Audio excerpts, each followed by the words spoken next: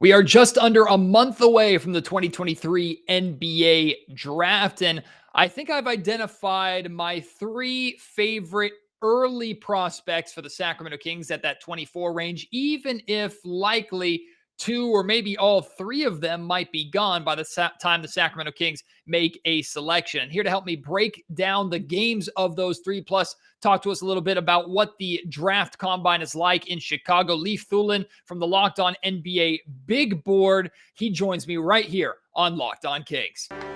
You are Locked On Kings, your daily Sacramento Kings podcast, part of the Locked On Podcast Network, your team every day.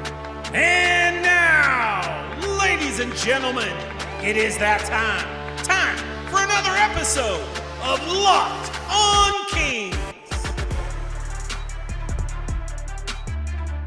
Hello and welcome into Locked On Kings, your podcast hub for Sacramento Kings coverage all off season long. Today's episode is brought to you by Birddogs. Go to birddogs.com/LockedOnNBA, and when you enter promo code LockedOnNBA, they'll throw in a free custom Birddogs Yeti-style tumbler with every order. My name is Matt George. I have the privilege of being your host here. I'm a Sacramento sports reporter and producer for ABC 10 News. And let it be known, let it be made very, very clear, I am not an expert by any means on the NBA draft and NBA draft prospects. Every once in a while, whether it's in our Locked On NBA mock drafts or just in my assessment of prospects, I get things right. Like I was very, very heavy on the Keegan Murray hype train last offseason. If you were listening back then, you would have heard me say, God, I probably spent 10 or more episodes in the build-up to the draft saying Keegan Murray is the guy. This is why the Kings need to take him over Jaden Ivey, blah, blah, blah, blah, blah, blah, blah. I celebrated on draft night when the Kings selected Keegan. That doesn't make me a draft expert. I got that pick right, or at least I think I'm more than justified in taking a victory lap when it comes to that pick. But I'm not going to stand here on some pedestal and pretend to be an absolute banger of a draft analyst, right? So these are the top three players very early, and they're probably going to change, but these are the top three players based off of conversations that I've had both on and off the record, watching watching like tape and old games and stuff that I could find online and stuff like that. Like these are the three players that I think or that I personally would like the Sacramento Kings to grab, or if they ended up in Sacramento with the 24th pick in the draft, that I would be happy with. I'm not going to spoil them ahead of time. You're going to hear them in this conversation with Leif, who again is from the Locked On NBA Big Board. He's working on the Locked On Jazz podcast right now. He's a really, really, really bright basketball analyst, has devoted his life, like so many of these Locked On Big Board guys have just devoted so much of their time to covering like basketball year round and the latest prospects, not just here in the United States in the NCAA, but those in like internationally as well in international pools. He just got back from Chicago for the NBA draft combine. So we're actually going to start our conversation talking a little bit about the combine, what it's like what he's looking for specifically, who jumped off the page to him. And then we'll jump into the three guys that I have, and at least one, but probably two out of the three of them won't really surprise you based off of past Locked On Kings podcasts. But without any further ado, here is my conversation with Leif Thulin. As our draft coverage continues, what do the Sacramento Kings do with the 24th overall pick? I think at this point in time, I've narrowed it down to my three top or favorite prospects for the Sacramento Kings at 24. We're going to dive into that, as I am happy to be joined by Leif Thulin from the Locked On NBA Big Board podcast. He was just over in Chicago for the NBA draft combine. Leif, welcome into Locked On Kings for the first time, my friend. Hope you're doing well. It's a pleasure to have you. And I hope the combine was good for you. Yeah, thanks for having me. And the combine was super fun. I mean, people like me who just love basketball, it's busy, but it's really fun, and got to spend some time with some people I work with on Locked On NBA Big Board and get to know them and just absorb myself in basketball, which was a blast. Walk me through a little bit. What does a day at the draft combine look like? Yeah, so Monday was drills and some athletic testing. Tuesday, no basketball was played. That was the day of the lottery. It was just a bunch of networking. And honestly, I thought that was the most exhausting day, because while you're there to watch basketball, you're just talking basketball all day.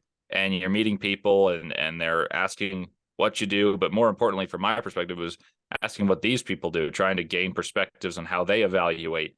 And it was very cool. I mean, because we work for Locked On Podcasting, we were recording plenty of podcasts and doing stuff for the lottery. So it was busy in terms of work as well.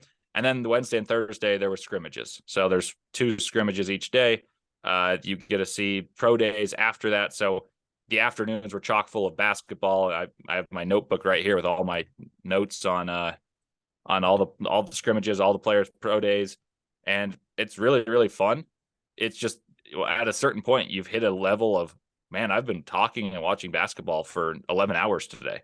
And then you go to bed and you repeat. And it's not something I would say is hard, but you gain an appreciation for the people who do this every year and make their livelihood making the decisions that they base off the information from the combine. Yeah, this past year, I had the opportunity to cover the Summer League in Las Vegas for the first time ever. And it was the way I explained it or described it, it's almost like a basketball festival. It's just basketball being played and a bunch of big names coming in to kind of get together during the middle of summertime in between the seasons to just talk hoops, play hoops, enjoy hoops. So I imagine the combine is similar in a lot of ways, but different scouts and different teams are obviously looking for different things. But when you're scouting talent and when you're looking at talent, whether it was at their pro days, it was during the scrimmages, or even during their just their individual drills, what specifically are you looking for? Is it any like specific skill sets, like wingspan? Like what are you looking for in a good top NBA prospect? Yeah, the shame is that the top guys don't play, that they will soon in years to come. So what I'm looking for is traits for the most part. Like, is someone quicker, twitchier than I realized from watching them play on TV? Does someone shoot the ball differently up close than how you saw it on TV, whether for positive or negative? I think it was easier to see who's good on defense than it was on offense. You can see, I'll use an example. Reese Beekman, a guard from Virginia, defensively was ACC Player of the Year. And then you knew he was going to be good defensively, but now he's playing against the best athletes of the college basketball world, now trying to make the NBA, and he still looked the exact same defensively. So you can buy that translating. You can buy shooting translating. A guy named Tristan Vukcevic he's a 6'10" stretch forwards, probably a 5, honestly. As soon as he touched the ball would go up in the air, and it was silky smooth. So there's things that are obvious like that, and then there's little things you watch a play and you're like, oh man, if they could cultivate that, this team could really be interested. And so you look at athleticism, you look at minor things, and it is guesswork. I mean, I think it's educated guesswork is really what it is. And one of my recent podcasts, while taking over for Locked On Jazz, I went through the history of the picks that Danny Ainge, who's regarded as one of the better executives, general managers there's been, and there are a fair share of misses. Like, as good as they get, there are a fair share of misses. So it was my first time, and I'm sure I'm not alone in saying that, okay, this guy showed well, and then he'll be bad in the NBA or vice versa. He was terrible at the combine, and he was good in the NBA. So there's guesswork, but it's educated guesswork. We know a thing or two about draft misses here in Sacramento, so complete understanding there. Well, let me ask you this, Leif, before we move on to the 3 prospects that I've really narrowed down. To you, like, were there any names, kind of to your point here, any names that really impressed you or jumped off the page, or you left Chicago circling or saying, like, I think that guy is going to be really good, or I would want that guy on my team? I think there were a few guys that moved up. One from a pro day would be Keontae George. I think he shot the best of anyone that I saw play at a pro day. So that one, from just a workout standpoint. From the actual games, I mentioned Reese Beekman moved himself up. I think Dylan Mitchell, a guy from Texas who came in with large hype to Texas, put up very pedestrian numbers, showed some flashes that make teams interested. Olivier Maxence Prosper from Marquette, who's an upperclassman who really developed this year, had a really nice showing the first day of scrimmages, didn't play the second, which is typically a good sign. And then I mentioned Tristan Vukcevic, really shot the ball well. And I would say the last one would be Amari Bailey from UCLA. I think he was already trending upward towards the end of the season, but I think he solidified that trend being true, as opposed to just like something people wanted to feel because he was quick. None of those guys in the top three of that I've narrowed down for the Sacramento Kings at 24, and that's okay. And the three, I'm going in no particular order. It's not like I have them labeled 1, 2, 3 yet. I've just kind of pinpointed these three as guys based off of conversations that I've had here on Locked On, conversations that I've had off the record. Three that I like and could see fitting and helping ultimately what the Sacramento Kings are trying to do. The first one is Derek Lively, the center out of Duke. I was talking to Rafael Barlow about he thinks his draft stock is going up because he's shown an ability to shoot, stretch the floor, especially hitting corner threes, even though he didn't do that a lot at Duke. I like his natural rim protection as a 7-footer. He's not going to come in and start by any means next to Domantas Sabonis, so I'm not necessarily worried about that fit aspect. The Kings need rim protection. They've had no rim protection, period, over the last handful of seasons, and Lively could potentially be someone who could come in and even though he's not going to be expected to play a lot of minutes, he can come in and at least make an immediate impact in that area. What do you think about Derek Lively as a prospect? And I'll ask you about fit with Sacramento, but just prospect to start. Yeah, I think Lively is trending upward. I'd be surprised if he's there at 24. Me too. Because I think he's a guy that has the traits that make you good in the NBA. Centers are becoming phased out, so to speak. Like you have to have a trait that makes you stand out to be a center. Like Walker Kessler stood in for the Jazz, and he was excellent defensively. Mark Williams at the end of the year for the Hornets came in and was very good defensively. And I think he could emulate their success by being so good defensively that even though he doesn't possess great on the block skills, can't truly stretch the floor. I think he's getting better, and I think he could. But coming out of college, you didn't see it. So where he's going to hang his hat is going to be the traditional rim protecting energy big. And I think there's more value to that than people would now tell you, because so much emphasis is watching Jokic, watching Sabonis, and watching them be creative offensively. That's not what Lively's going to do. He's going to be an energy big who's going to rebound. He's going to block shots. And I think he's a tremendous athlete. Like, I think he's a better athlete than even Mark Williams was coming out of Duke last year, when in the top 15. And at the end of the year was very good for the Hornets. So I wouldn't be surprised if I see Lively go in the top 15. And if should he fall to Sacramento, I think that's a no-brainer pick. Yeah, I'm in the same boat with you. Again, these prospects are more based off of ideal fit for Sacramento and less the likelihood of them being there at 24. I personally don't think the Kings are in a position where they're going to really consider trading to move up unless they really fall in love with a guy, which is what they'd probably have to do to land a guy like Derek Lively. So even though it may be not realistic that Lively end up in Sacramento, I think he's a good fit for a lot of the reasons that you just listed. In terms of player comp, like I know player comps can sometimes get people in trouble and make people roll their eyes. I've seen a lot of Willie Cauley-Stein player comps when it comes to Derek Lively, which we know very well in Sacramento. Willie Cauley-Stein didn't necessarily work out, and he certainly didn't work out as a rim protector. He actually went away from defense and rim protection and more focused on his offense as his career went on.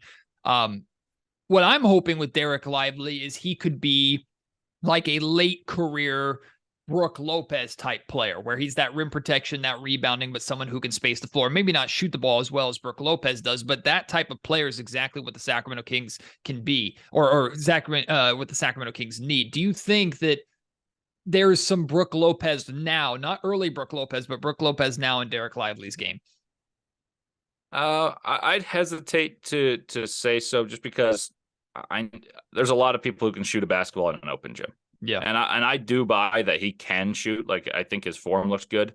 I've watched it closely, but Lopez is really shooting the ball well. Brook Lopez is also a strict drop coverage big, meaning that when he's defending screens, that he's dropping into the paint and he's trying to protect the rim only. I think Derek Lively's got more defensive versatility than Lopez. I think he might be able to slide his feet a little bit on the perimeter and then drop back and recover. I think drop coverage will be his primary coverage, but I think he's going to be more versatile in that regard sooner than Brook Lopez developed into being renowned as a defender. And I also think Brook Lopez has greatly benefited from having Drew Holiday and Giannis to help him kind of funnel right to him. If there's a comparison, I mentioned Mark Williams, and I know that's lazy because he's his predecessor at Duke, but I really do think there's some valuable comparisons here. Mark Williams' first year at Duke, he came out as a sophomore, if people remember. His first year, his end of his year was dominant, and Duke made a really impressive run, ended up having COVID, and Duke's season ended. But at the end of the year, Derek Lively this year pushed Duke. When Derek Lively played well, Duke played well.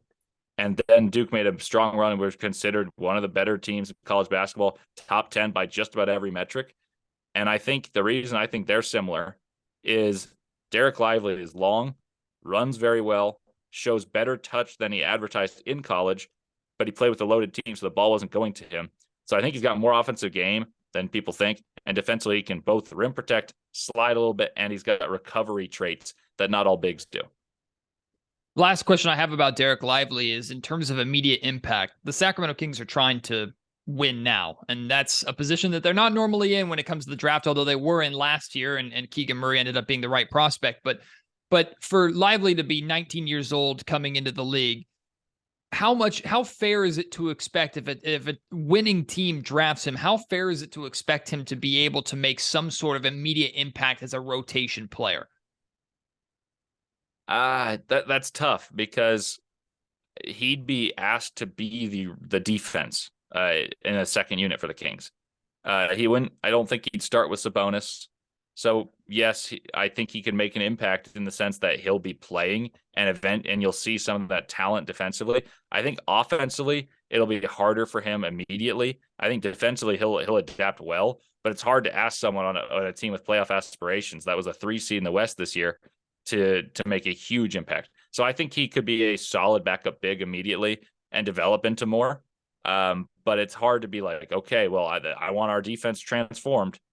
So I don't think you should place those lofty expectations, but I think you'll get a solid backup big fairly quickly. Today's episode of the Locked On Kings podcast is brought to you by Birddogs. And when I tell you these are the most comfortable and versatile shorts and pants that you can find, I'm not over exaggerating. These are pants and shorts that I wear all the time. The shorts specifically, I love to bust out during the spring and summertime months. They're also great shorts to go and golf in, which is really where I use them the most because they look good. They fit that like golf style and that kind of golf level of like, what's the word I'm looking for? Elegance or that fit, that nice look, while also being versatile, comfortable, not too hot. It's about fit, comfort, and versatility when you wear Birddog shorts or Birddogs pants. They're going to fit you the right way. And look, for someone like me, if you've seen me in person, you know I'm built like a goalpost, right? I'm super tall, super thin. So to find pants and shorts that fit my waist but have the appropriate length, especially pants, that can be difficult. But Birddogs pants are the best fitting pants that I've been able to find, period, for someone who's built like me, and they have a wide variety of ranges and sizes for whatever you might need. Plus the comfort, like I mentioned, it feels like sometimes you're just moving around and there's nothing even there. You're not going to get overly hot and sweat in these pants or shorts in the summer months, and the versatility, like I talked about, being able to move around and play a game of golf. Go to birddogs.com/LockedOnNBA. When you enter promo code LockedOnNBA, they'll throw in a free custom Birddogs Yeti style tumbler that you can also take to the golf course with every order. Go and get yourself a pair of these shorts or pants to try. Cash in on the tumbler as well, and let me know how well and how comfortable they fit you. That's birddogs.com. All right, moving on to the second prospect. This is a name very popular in Sacramento because of his brother, Chris Murray, another guy that might not be there at 24. I see him moving up boards more than I see him moving down. I see him mostly in like the late teens to very, very early 20s. But what do you think about Chris Murray as a prospect? He's an interesting one because his appeal is that he's got a high floor. He's projectable.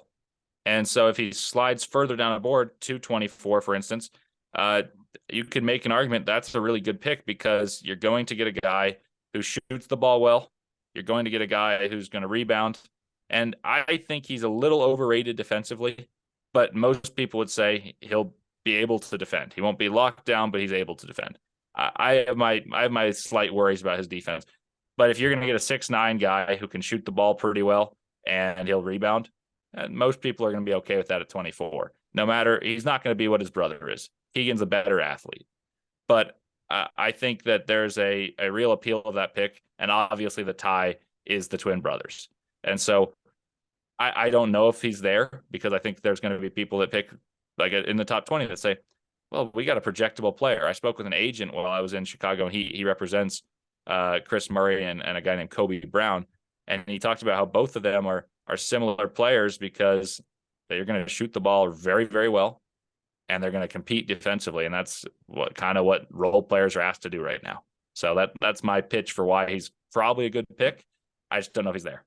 Is there a question of redundancy, though? You're absolutely right. Like, he's not Keegan. If he were Keegan, we'd be talking about him as a top 5 prospect. And that's okay. The Kings are looking at him, or at least I'd be looking at him from a Kings perspective of a 3-and-D rotational player that, once again, like you said, with the higher floor, being older, can make an immediate impact right away. And especially for a team like Sacramento, you can't have enough of those guys necessarily. But the question of redundancy, you have already a lot of what Chris Murray brings in Keegan, or at least you think you do. Do you need another somewhat worse copy and pasted version of Keegan Murray just coming in off your bench?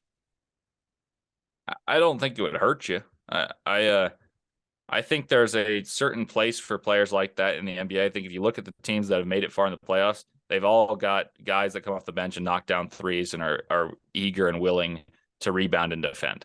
So I wouldn't say that that's an archetype that you'd complain about redundancy for. That said, I think a lot of these teams prioritize athleticism later in the first round, and the Kings have athleticism in spades in some positions, and then in others they're less athletic. So maybe, to me, I'd pursue someone with more athletic upside that could help the second unit and maybe develop into more. That said, I wouldn't complain about getting a guy that I think is projectable at 24. You said you think Chris is a little overrated as a defender. What is it about his defense that makes you feel that way? I came across this stat earlier today, and it really solidified my thoughts of just watching a ton of college basketball. So typically, if you're a good defender and you're as big as he is, you're going to get a lot of steals. Like Keegan got a lot of steals. A common word tossed around analytics is stocks, steals, and blocks. Chris Murray's steal percentage is under 2%. And for reference, that typically like 5% is a pretty good barometer, but under 2 is pretty low for someone that big. So I think in the Big Ten, he was asked to play a little bigger, like less on the perimeter. So maybe that's part of it. So I'll contextualize it. But I do think athletically, if you're going to be good enough to be picked in the top 20, like a lot of people advertise him to be, you typically are going to defensively have more stocks, steals, and blocks than he does. That said, I mean, he actually has 1.2 blocks per game. So I mean this specifically about steals. That's just kind of the way I typically orient it. I don't think he's a rim protector at the NBA level, so I'm more concerned about the steals. And defensively, I think he's kind of like knows where to be, knows how to play college defense. I'm curious to see how he adapts to the NBA, where guys are faster and they're less predictable and where they're going to go on the Big Ten. It's just feed the post, kick back out, rotate, and so I don't know. I think he could be fine. I think he's got the work ethic, he's got the intangibles to be good, but that is an alarmingly low number for me.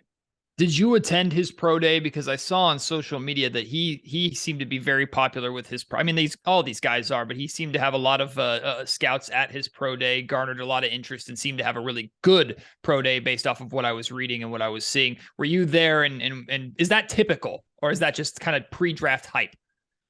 I was not at his. I believe he did it off campus.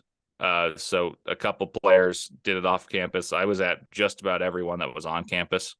I think it's honestly a fair assessment. I don't know exactly what's been written, but I could tell you can feel when an arena feels that the guy's doing it well in a pro day versus when they're like, oh man, this is unfortunate. He's not shooting the ball well, because I saw a few of those were guys that I was high on, and all of a sudden they're missing like 4 straight jump shots. And you're like, okay, well that's strange. He's against air right now. So if he shot well, I bet you it's true that he had a good pro day. But I kind of expect those guys to shoot well because they're going to be in the NBA. Like, you're supposed to shoot well.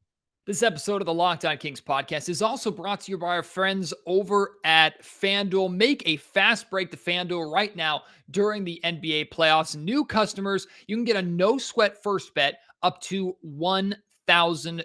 The way a no sweat first bet works, it's basically like an insurance policy for the first time you make a bet on FanDuel, but also it's made to encourage you to stick around and keep playing. What FanDuel doesn't want is for you to come, let's say you deposit $50 and you show up at the website, you put that $50 down on an NBA Finals game or some like prop bet.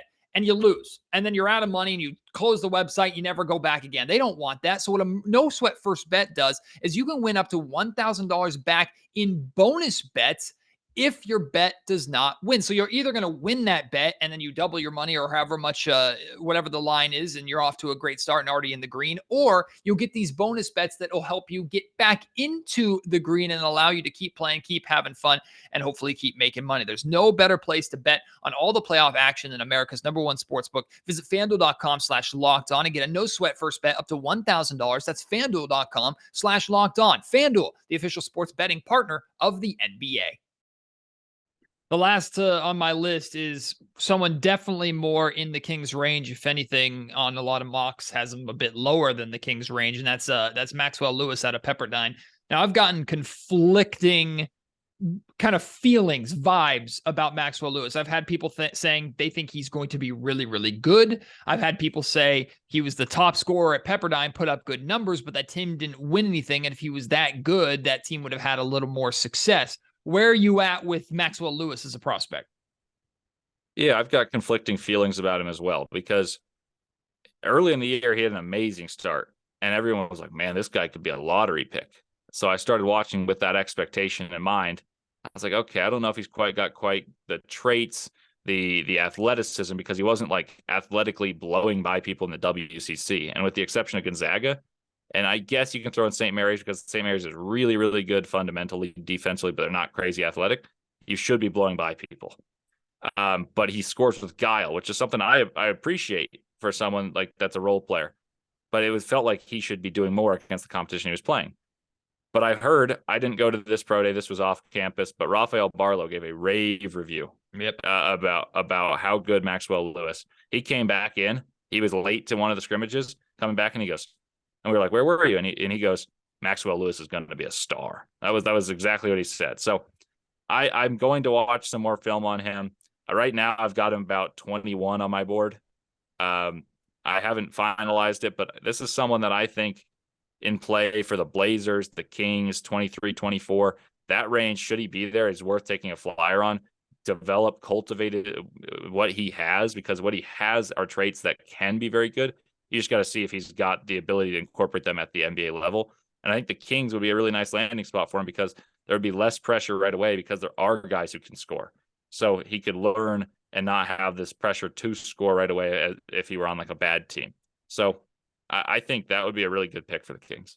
I'm glad you said that, and let's build upon that a little bit. If I were where the Sacramento Kings normally are, let's say the Kings are end of the lottery, like 14, 15 range, like Maxwell would be someone who I was a little maybe reserved or concerned about, because you see the upside, but I'm also trying to find someone that could potentially be a franchise changer versus a team in the 24th spot like the Sacramento Kings are. Again, they're looking for someone who could not just help them short term, but obviously develop into something long term, who brings in a skill set that you see has upside, but you're not putting it all on their shoulders right away and saying you need to be something right now. Do you kind of just alluded to that or talked about this a little bit. Do you think that's a landing destination where Maxwell Lewis not necessarily has to end up, but where he's most likely to thrive? It's an interesting question, because yes, I think it would be better for him to be brought along slowly at his own pace, but most likely to thrive, there's a chance if he's really going to hit and he's got that ability, maybe it's the team that gives him the most chance to flourish right away. So I think there's two views to that. And I don't know exactly which team is the one that's going to let him flourish if he does flourish. But I think it's easier for a guy to develop and at least be a solid player in a situation like what the Kings have now than what it would have been a few years ago, where they're like, okay, well, you're our pick. Now pressure's on. And if you got it, you got it. But I'm torn. I'm of two minds for that question, because sometimes all you need is a situation to show what you can do, and all of a sudden you're doing really well. Like, here's a weird example, but it popped in my head. Malachi Branham. Spurs were terrible. Malachi Branham had a few months where he was really, really good. So maybe if you gave a similar situation in a very poor environment, he'd make himself some money by saying, well, look at me. Look what I'm doing already. But I think it's safer for someone to go to a situation like Sacramento. Maxwell is going to be 21 by the time the season starts. So spent a couple of years in college coming in as a sophomore. What about defensively, though? Like, we see the scoring upside, but if, let's say, the Sacramento Kings take him, he's not cracking the rotation if he's not playing defense in Mike Brown's system. Even though the Kings were a bad defensive team last year and they're trying to improve on that, still individually, you have to hold your own defensively. If you're lost defensively, it doesn't matter who you are, Mike Brown's going to pull you out. What do you think about Maxwell Lewis as someone who could take to the defensive side of the NBA pretty quickly as a rookie? I'd imagine that's where the struggles are more than offense, because he wasn't a very good defender in the WCC. Like, just quite frankly, he wasn't. I attribute most of that to boredom. And I'm not saying that as in like, wow, this guy doesn't care. It's just that when you're tasked with that much of a role offensively, it's hard to play defense with as much intensity. And so I think there's going to be a learning curve where defense is probably what keeps him on the floor in the NBA early. Should he be on the Kings? Because they have scorers, like I mentioned. So even though his appeal to me is upside as a tall, rangy creator, early in his career, he's going to have to learn to defend. And I think that will long-term help his holistic chances of being a very good basketball player. I think he's got more chance to be a good player than do a lot of the guys selected 18 to 30. Like, if he's in that range, I think he's got a higher upside than just about all of them. I just think that immediately defense will be a concern for him more than a lot of those guys. Where do you put him in the group of small forwards outside of like the top guys, like like Bryce Sensabaugh or Dariq Whitehead or Leonard Miller? Like, where is Maxwell Lewis in that group of four players? Because most people seem to have him at 3 or 4. Of those 4 players, I have him at 4. I'm on my big board right now. I've got Leonard Miller, someone I'm very high on. I have him number 13. At number 18, I have Bryce Sensabaugh. At number 21, I have Dariq Whitehead. And at number 22, I have Maxwell Lewis. So they're not separated by much. But and the one thing about Dariq Whitehead is he's dealing with injuries. So I would not be surprised if he falls down the draft, and he falls down my board according to what what you hear. Just because I think Dariq Whitehead's a better player. I think he's more projectable. But if he can't play because he's injured and he loses athleticism, that really changes the actual player. But that's not a knock to Maxwell Lewis. I just think that those guys are guys whose archetypes I very much value in the NBA. And he is as well. I mean, 22 is not a bad spot to be. Who do you have at 24 on your board, out of curiosity? Jordan Hawkins from Connecticut. Very good shooter. Best shooter in the class to me, but I don't think he does a ton with the ball in his hands, nor is he a great defender. That's the for people who say I'm too low, I could be. But if you want to check my Twitter, I've been talking about Jordan Hawkins for 3 years. So for people who want the receipts, there they are. We'll wrap up with this in terms of whether you know the Sacramento Kings situation or not, but guys that you think in that late teens to mid 20s realm that you think have high upside, or you think are going to be really, really good, that maybe I didn't have on my board or we haven't already talked about. Like, who do you think fits that mold? Yeah, I've got a couple of them for you. So I'll give you two French guys actually that I think are interesting. One would be CD Sissoko. Yep. From the G League Ignite. He's a guard who is really big. He's very strong. He's one of the guys that I thought shot poorly at the combine, but should he have shot well? I think he could have been a lottery pick. So that means he's got real upside. And there was stretches where he had multiple 20-point games in a row in the G League against grown men. I think Rayon Rupert, maybe you can even throw 3 French guys, Bilal Koulibaly, are guys with upside that are athletic and need to cultivate their skills. Rupert is a 7'3" wingspan, 6'7" wing whose shot is pretty rickety right now, but he's very young, played professional basketball. Koulibaly, I honestly don't know enough about yet because he played with Wembanyama, put up pedestrian stats, but he's 6'6", slashes, and looks very athletic with good shooting strokes. So typically I don't like foreign players with little production, but there's at least intrigue. And the last one I've got for you is an interesting one. Bobby Klintman from Wake Forest. He's an international guy. he didn't put up great numbers at Wake Forest, but he's exactly what the NBA wants right now. He's long, has a beautiful shooting stroke, rebounds the ball, and plays unselfishly. So those are some guys that I understand the question was have upside that you may not have thought about. So I may have gone a little more into the sleeper realm than you were anticipating. But these are, I would say, 3 of those 4 guys I think will be first-round picks. And if you'd asked a lot of people a couple months ago, I don't think anyone would have thought that. So I don't see a reason why at 24, one of those guys isn't on the table. Well, for the first time in a long time, the Kings are in a position where they can take a swing for a sleeper and don't have to put everything on his shoulders right away, coming in to be a savior of a team that has not made the playoffs in almost 2 decades. Leif, I appreciate you so much, my friend. Thank you for coming on for the first time. Thanks for lending your expertise, especially fresh off the combine and all the work you put in over there. Keep up the great work that you're doing as the guest host over at Locked On Jazz right now, and all the work that you do on Locked On NBA Big Board, my friend. Thank you very much. Thank you. Big thank you again to Leif for joining me here on the Locked On Kings podcast. Coming up on tomorrow's podcast, it's kind of jumbled. I'm going to have a couple different topics, but one of the topics that I want to talk about is Jordi Fernandez, Sacramento Kings associate head coach, essentially the lead assistant to Mike Brown. Jordi is a finalist for the Phoenix Suns job. And while it's a great thing that Kings coaches are being considered for other positions, and Mike Brown has said that 2 or 3 of them deserve to be head coaches in other places, and that's good for the organization that others want a piece of what the Sacramento Kings are doing. I also want to fly to Phoenix, Arizona and personally defend Jordi Fernandez and make sure that nobody takes him away from Sacramento. Of course, it would be great for Jordi, but I don't want what's great for Jordi. I want what's great for the Kings. And what's great for the Kings is having Jordi Fernandez still in Sacramento. So I'll talk about that amongst a couple other topics on tomorrow's Locked On Kings podcast. So I hope you will join me for that. Until then, my name is Matt George. Please send me your favorite prospects. If you have a top 3, a top 1, whoever it might be. If you hate my prospect list, send it to me at MattGeorgeSack on Twitter. Email me, mattgeorgesports@gmail.com, or leave your thoughts in the YouTube comment section down below. Until next time, I'll talk to you very, very soon. You've been listening to the Locked On Kings podcast, part of the Locked On Podcast Network.